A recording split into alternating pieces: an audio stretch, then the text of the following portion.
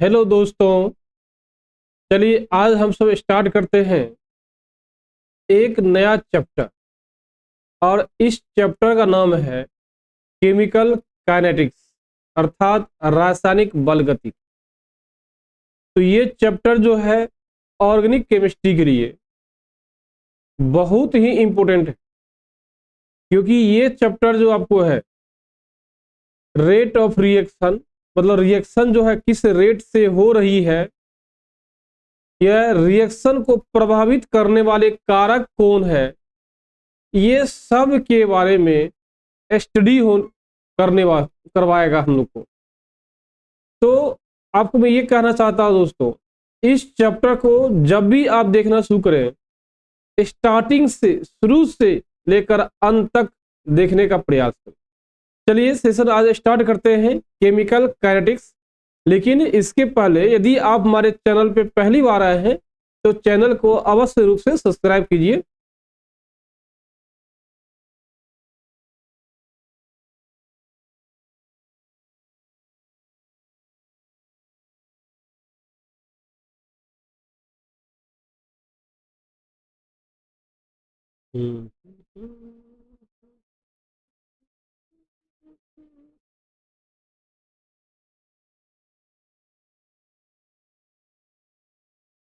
चलिए स्टार्ट करते हैं रासायनिक बल गति की, केमिकल काइनेटिक्स। और इसमें सबसे पहला पॉइंट जानेंगे केमिकल काइनेटिक्स होता क्या है। क्या जानेंगे? केमिकल काइनेटिक्स होता क्या है। तो आप समझिए दोस्तों, केमिकल काइनेटिक्स जो है यह रासायनिक गतिकी जो है रसायन शास्त्र का या केमिस्ट्री का एक इंपॉर्टेंट ब्रांच है। एक इंपॉर्टेंट क्या है? शाखा है, जिसके अंतर्गत हम लोग ये पढ़ेंगे कि कोई भी केमिकल रिएक्शन किस गति से हुआ है, कोई भी केमिकल रिएक्शन का होने का रेट क्या है, या किस गति से हम लोग का रिएक्शन हो रहा है। चाहे वो रिएक्शन फास्ट हो रहा होगा, या हो सकता है वो रिएक्शन क्या है स्लो हो रहा होगा, या हो सकता है वो रिएक्शन क्या मॉडरेट हो रहा होगा। इसी के बारे में हम सब पढ़ेंगे रासायनिक गति की। और दूसरा पॉइंट हम लोग ये जानते हैं दोस्तों, यदि ये रिएक्शन हो रही है तो उस रेट ऑफ रिएक्शन को प्रभावित करने वाले कारक कौन कौन सा है। जैसे कोई भी चीज होता है तो उसको कुछ न कुछ क्या फैक्टर इफेक्ट करता है, कोई न कोई कारक क्या करता है प्रभावित करता है। इसको कौन फैक्टर है जो प्रभावित करता है, हम लोग वही इसके बारे में स्टडी करेंगे। देखिए क्या लिखा हुआ, देखिए रसायन विज्ञान की वह शाखा, मैंने क्या बोला था, यह जो है केमिस्ट्री की एक शाखा है। यह हम बोल सकते हैं यह रसायन विज्ञान का एक शाखा है, जिसमें क्या पढ़ेंगे रासायनिक अभिक्रिया के वेग। क्या पढ़ेंगे? रासायनिक अभिक्रिया का वेग पढ़ेंगे और उसकी क्रियाविधि का अध्ययन करते। क्या करते हैं? और उसकी क्रियाविधि का अध्ययन करते हैं। इसी को हम क्या कहते हैं? रासायनिक गतिकी कहते हैं, या यही चैप्टर कहलाएगा रासायनिक गतिकी कहलाएगा। एक मिनट दोस्तों, तो रासायनिक गतिकी क्या है? रासायनिक गतिकी क्या है? रासायनिक गतिकी विज्ञान की वह शाखा है जिसके अंतर्गत अभिक्रिया के वेग और उसकी क्रियाविधि का अध्ययन किया जाता है।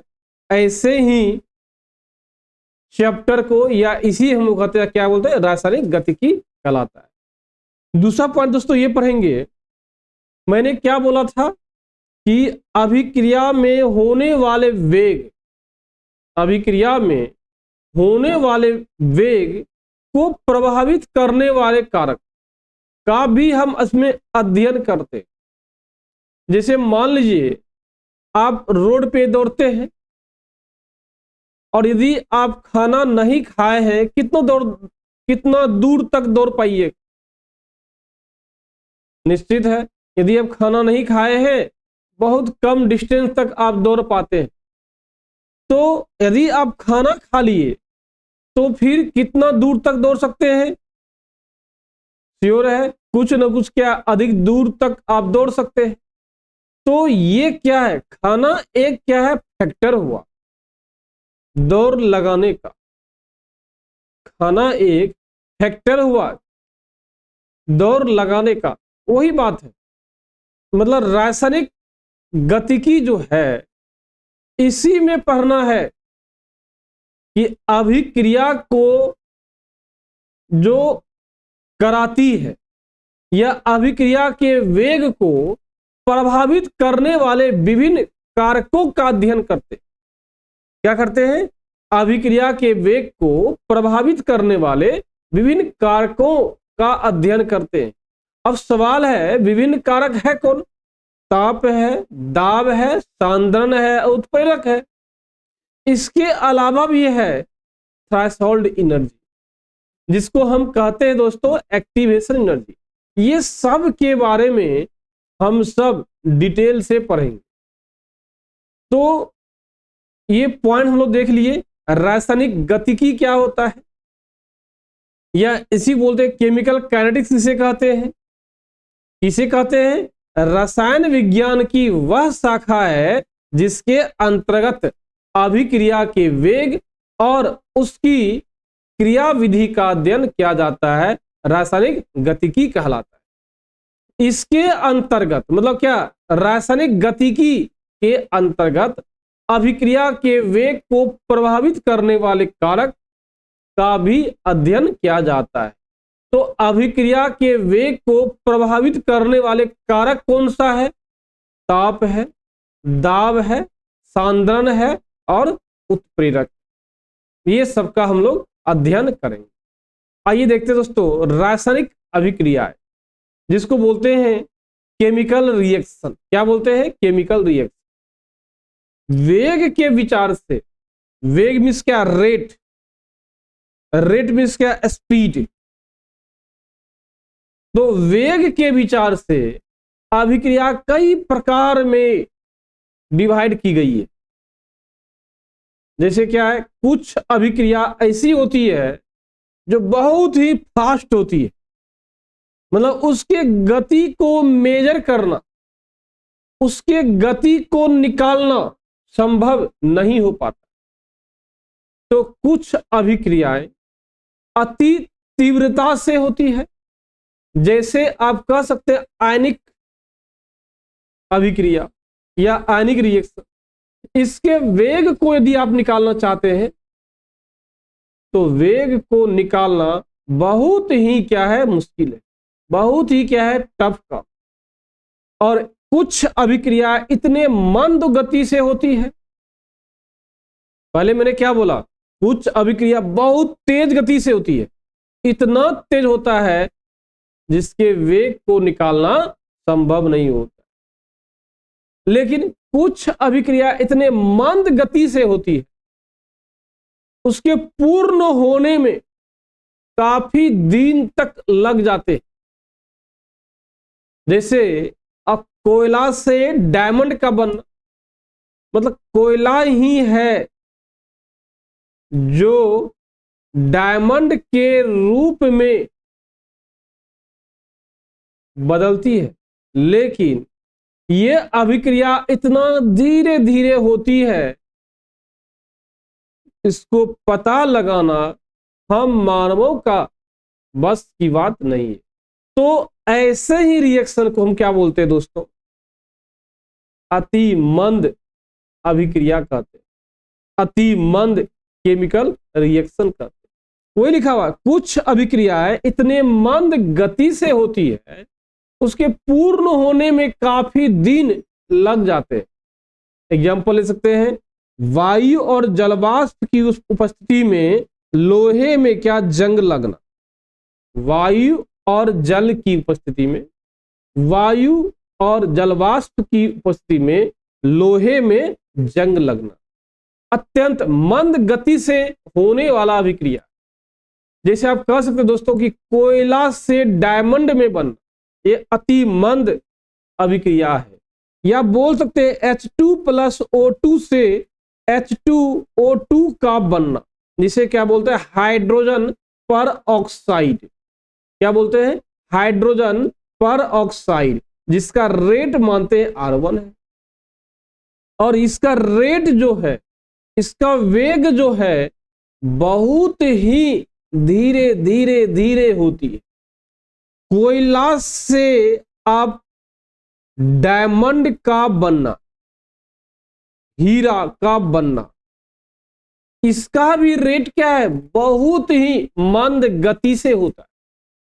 इसके रेट को निकालना संभव नहीं हो पाता। इसलिए दोस्तों ये सब रिएक्शन जो है अति मंद गति की होती है। नेक्स्ट दोस्तों क्या है, नेक्स्ट पॉइंट ये है,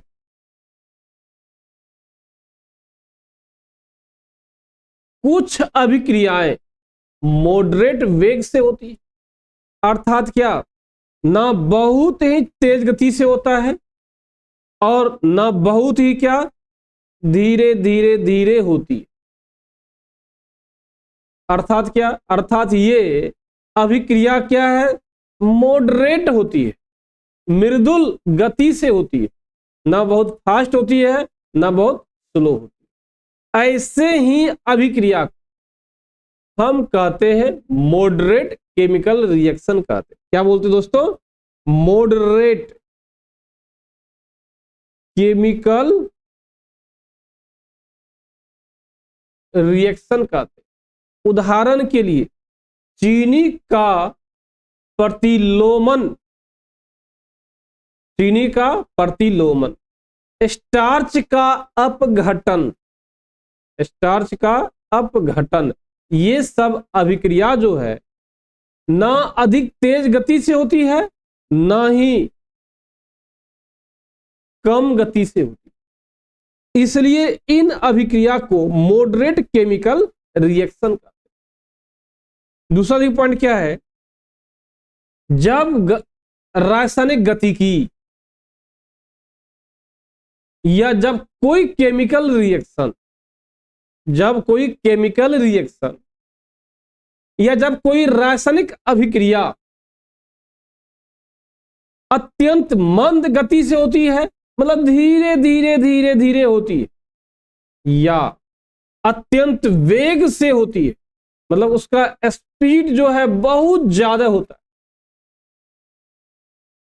यदि कोई अभिक्रिया मंद गति से होती है या बहुत फास्ट होती है, इन अभिक्रियाओं का वेग निकालना संभव नहीं हो पाता। तो सवाल दोस्तों ये है, किन अभिक्रिया का वेग आप निकाल सकते हैं? आप जो है उन अभिक्रिया का वेग निकाल सकते हैं, आप उन केमिकल रिएक्शन का वेग निकाल सकते हैं जो केमिकल रिएक्शन ना अधिक मंद गति से होता है और ना अधिक फास्ट गति से होती है। अर्थात रिएक्शन जब मृदुल मॉडरेट गति से होता है तो उन रिएक्शन का आप वेग निकाल सकते हैं। तो सवाल यह है, किन रिएक्शन का वेग नहीं निकाल सकते हैं? जो रिएक्शन, जो रासायनिक अभिक्रिया बहुत धीरे धीरे होती है या बहुत फास्ट होती है, ऐसे अभिक्रिया का हम वेग नहीं निकाल सकते। देखिए नीचे लिख दिया क्लियर, मृदुल वेग से होने वाली अभिक्रियाओं का विवरण किया जा सकता है। अर्थात क्या, मृदुल वेग का मतलब क्या, मॉडरेट गति से, मॉडरेट गति से होने वाले केमिकल रिएक्शन का वेग हम सब निकाल सकते हैं। आज दोस्तों आज शुरू करते हैं नया पॉइंट, अभिक्रिया का वेग, रेट ऑफ रिएक्शन। तो दोस्तों अभी तक हम लोग क्या पढ़े, देखिए अब आज अभी तक हम लोग पढ़े हैं रासायनिक बल गतिकी कहते किसको है, और रासायनिक बल गति के में रासायनिक बल गति कहते किसको है, और इसी में क्या पढ़े, अभिक्रिया में अभिक्रिया को प्रभावित करने वाले कारक कौन होते हैं, और वेग के अनुसार रासायनिक अभिक्रिया कितना प्रकार का होता है ऊपर, जिसमें पढ़े क्या, वेरी फास्ट रिएक्शन, तीव्र गति से होने वाले रिएक्शन। दूसरा क्या पढ़े, अति मंद रिएक्शन, धीरे धीरे होने वाली रिएक्शन। तीसरा क्या पढ़े, मॉडरेट केमिकल रिएक्शन, अर्थात मृदुल रासायनिक अभिक्रिया। ये तीन मेथड है, ये तीन तरीका है जिससे आप वेग के आधार पर हम अभिक्रिया को तीन भाग में बांटे। आइए दोस्तों नेक्स्ट पर देखते हैं अभिक्रिया का वेग। अभिक्रिया का वेग होता क्या है, देखिए रासायनिक अभिक्रिया में अभिकारक प्रतिफल में परिवर्तित होती है। तो सिंपल सी बात है, यदि मान लीजिए कोई कार्बन लेते C+O2, क्या लेते हैं, C+O2, तो ये बनता है दोस्तों CO2। क्या बनता है, CO2। यदि आप इनिशियल मीन्स या प्रारंभिक, यदि आप लेते हैं मान लीजिए 10 ग्राम, ये लेते हैं 15 ग्राम, तो इस समय ये क्या है, 0 होगा। क्यों 0 होगा भाई, क्योंकि इनिशियल का मतलब होता है अभी रिएक्शन स्टार्ट नहीं किया है, अभी रिएक्शन स्टार्ट नहीं किया है, और जब तक रिएक्शन होगा नहीं तब तक CO2 बनेगा नहीं, और जब तक CO2 नहीं बनेगा तो कैसे समझेंगे कि प्रतिफल वो हुआ। सवाल ये भी है, कैसे हम समझेंगे प्रतिफल हुआ। प्रतिफल का मतलब होता है दोस्तों उत्पाद, प्रतिफल का मतलब है क्या, उत्पाद। तो ये जैसे जैसे कार्बन ऑक्सीजन घटेगा वैसे वैसे कार्बन डाइऑक्साइड बनेगा। अब कार्बन नहीं घटेगा, ऑक्सीजन नहीं घटेगा, कार्बन डाइऑक्साइड नहीं बनेगा। मतलब क्या, रिएक्शन अभी स्टार्ट नहीं हुआ है, रिएक्शन स्टार्ट होने वाला है लेकिन स्टार्ट नहीं हुआ। वही लिखा हुआ रासायनिक अभिक्रिया में अभिकारक प्रतिफल में परिवर्तित होता है। मतलब निश्चित तौर पे यदि कोई रिएक्शन हो रहा है तो जब भी रिएक्शन होगा अभिकारक जो होगा, जिसे हम रिएक्टेंट बोलते हैं, वो क्या है, प्रोडक्ट में बनेगा, मतलब क्या, उत्पाद में परिवर्तित होगा। बात तो सही है कि किसी भी रासायनिक अभिक्रिया में अभिकारक ही प्रतिफल में क्या होती है, बदलती है। नेक्स्ट पॉइंट देखिए क्या दोस्तों है, अभिक्रिया प्रारंभ हो जाने पर अभिकारकों का सांद्रण धीरे धीरे घटने लगता है और प्रतिफल का सांद्रण धीरे धीरे क्या बढ़ने लगता है। वो जस्ट बताया आपको।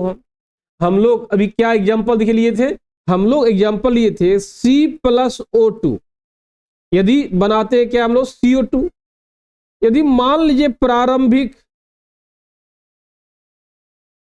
क्या लिए, प्रारंभिक 10 ग्राम लिए, चलिए मानते दोस्तों ये भी क्या 10 ग्राम लिए, ये क्या 0 हो।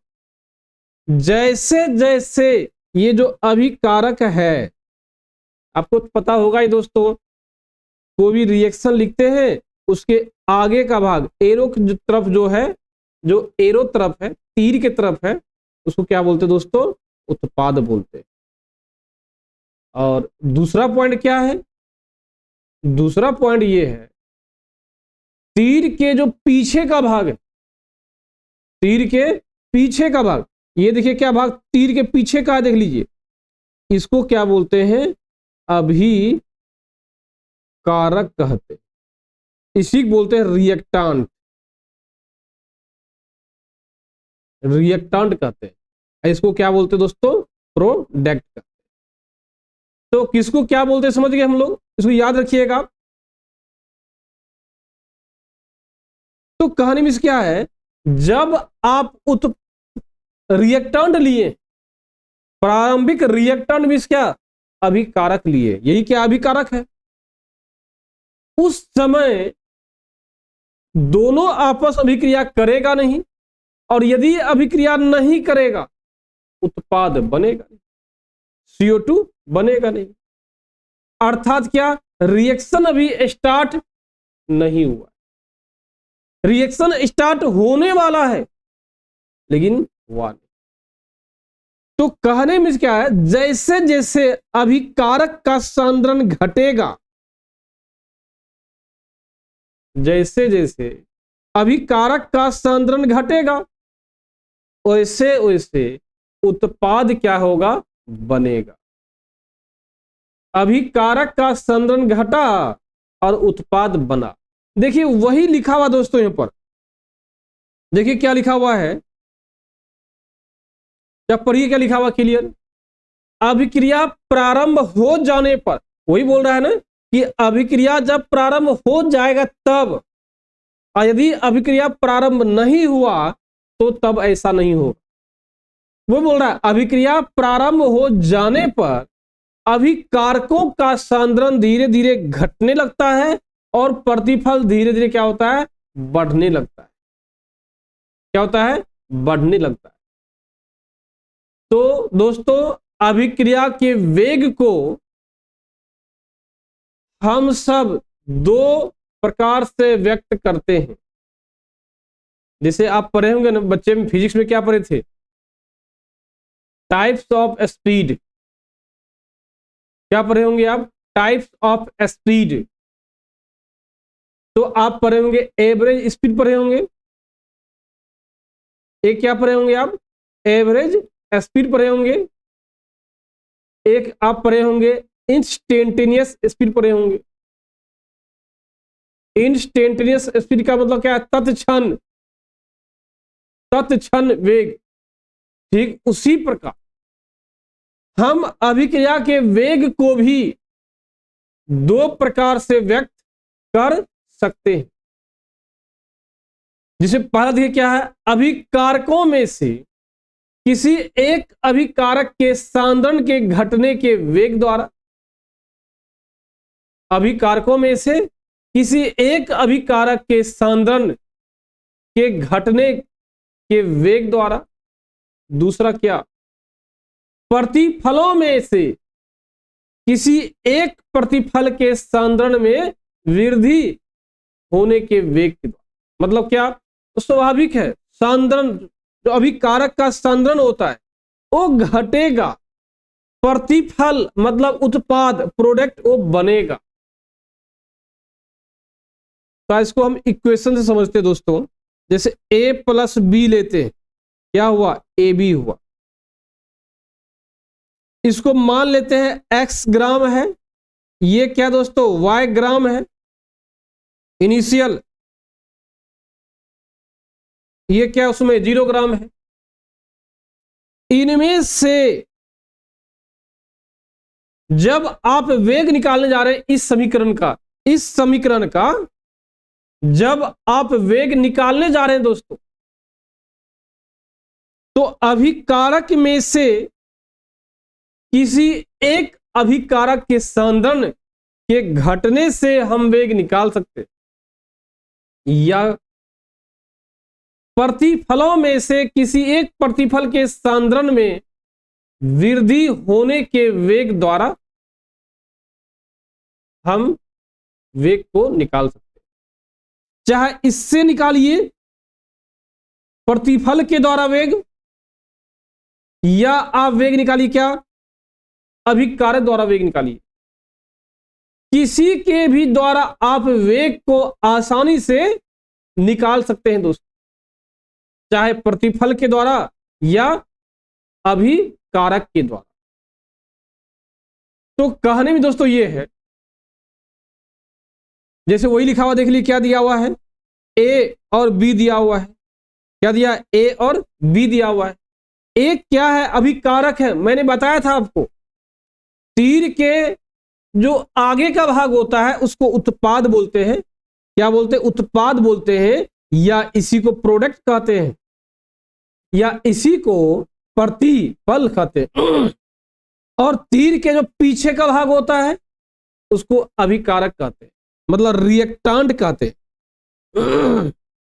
रिएक्टांट का अभिक्रिया प्रारंभ हो जाने पर, बात तो सही है, अभिक्रिया प्रारंभ हो जाने पर जैसे जैसे समय बीतता है अभिकारक का सांद्रण घटता है। ठीक जैसे जैसे समय बीतता है उत्पाद का मान क्या होगा? बढ़ता है। जिसमें पहला पॉइंट देखिए दे दिया है, अभिक्रिया प्रारंभ हो जाने पर जैसे जैसे समय बीतता है अभिकारक का सांद्रण घटता है। क्या होता है? अभिकारक का सांद्रण घटता है।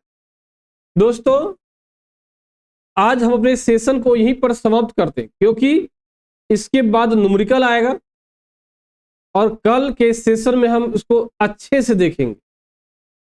फिर से इस पॉइंट को रिपीट हम करेंगे। इसलिए दोस्तों आज चूंकि पहला क्लास था रासायनिक गतिकी का, यदि आपको अच्छे से समझना है इस चैप्टर को तो प्लीज इस चैप्टर को आप बेसिक से पढ़िए। इस लेक्चर को एक बार नहीं कम से कम 10 बार पढ़िए, तब जाके आपको याद होगा और आगे आप चैप्टर को अच्छे से समझ पाइए। दोस्तों यदि हमारे सेशन में आज पहली बार आए हैं, हमारे चैनल को आप अवश्य सब्सक्राइब कीजिए, ताकि आपको पता लगते रहे किस टाइम में कौन सा चैप्टर आ रहा है, किस टाइम में कौन सा पार्ट हो रहा है। चलिए अपने सेशन को समाप्त करते हैं। जय हिंद।